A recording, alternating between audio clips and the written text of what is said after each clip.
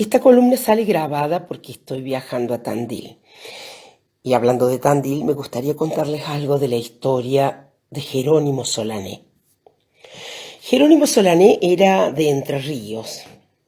Se instaló como curandero en Santa Fe hasta que la gente, con recelo, lo expulsó. Después fue a Rosario, donde tuvo problemas con la policía y finalmente se radicó en la zona de Tandil, protegido por un estanciero para curarle las jaquecas a su mujer.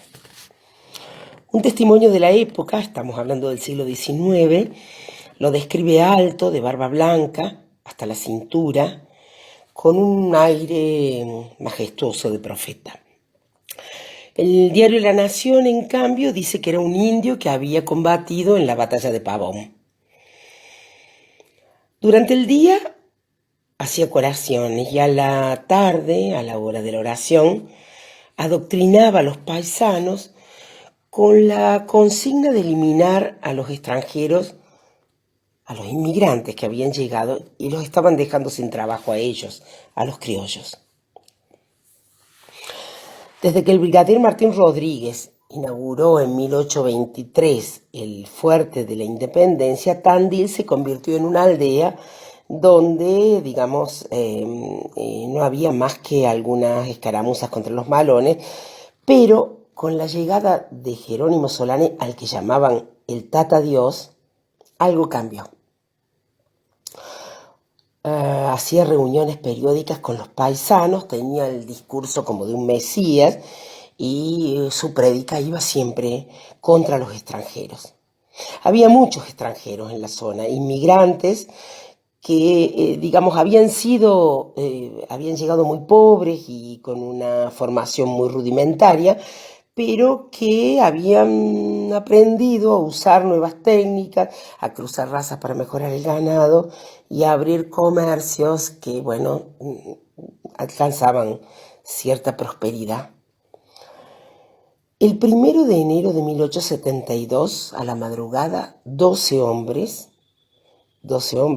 como los 12 apóstoles, que dijeron que actuaban según las órdenes del médico de Dios, otro de los nombres de Jerónimo Solané, tomaron el juzgado de Tandil, se apoderaron de los sables de la guardia, liberaron a un único preso, el indio Nicolás, y se reunieron en la plaza con otros gauchos armados y en conjunto degollaron a vascos, italianos e ingleses bajo un lema: viva la religión, viva la patria.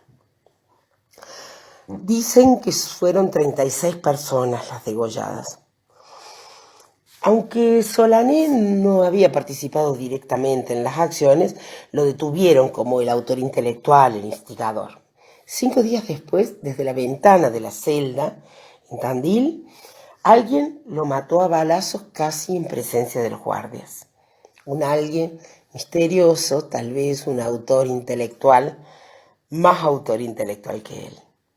Su manta pampa, agujereada por las balas, se conserva en el Museo del Fuerte, junto con las actuaciones judiciales.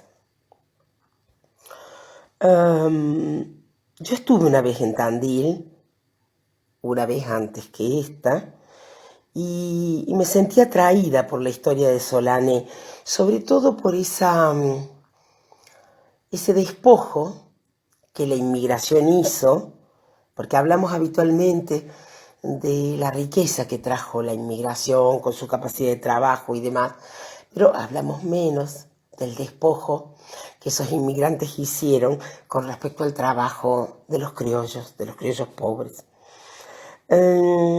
Yo quise buscar la tumba de Solané en el cementerio del pueblo, pero un empleado municipal me dijo que lo habían enterrado bajo la Plaza Moreno, para que lo pisotearan los pobladores, me dijo, y que lo habían enterrado de pie, me dijo, como a Eva Perón tantos años más tarde, para que no descansara en paz.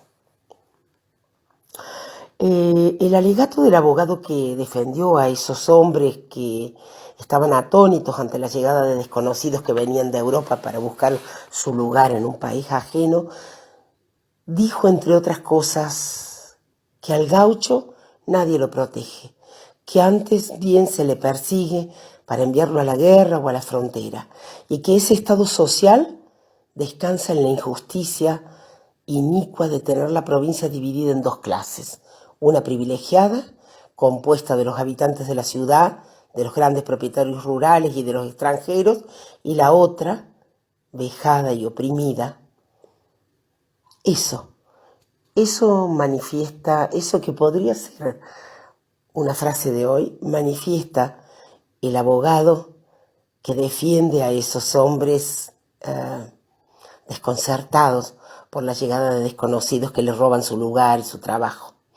Todo esto que les cuento sucedió en 1872, que es también el año de la primera edición de Martín Fierro, cuyo autor, José Hernández, no vivió muy lejos de ahí y supo decir alguna vez, para explicar el origen y la raíz de su poema, que ningún pueblo es rico si no se preocupa por la suerte de sus pobres. Más tarde, Ezequiel Martínez Estrada, en un prólogo al Martín Fierro, consideró que en los gauchos de nuestro poema nacional hay orfandad, hay viudez, hay falta de compañía y de solidaridad.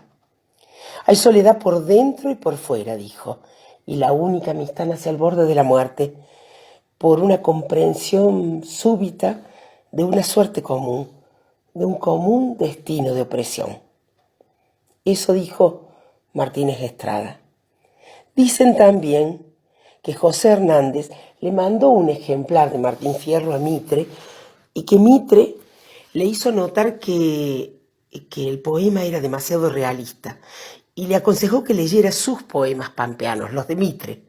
Pero bueno, la historia tiene sus pequeñas venganzas, porque como bien sabemos, no son precisamente los poemas de Mitre los que han perdurado. Hasta la próxima.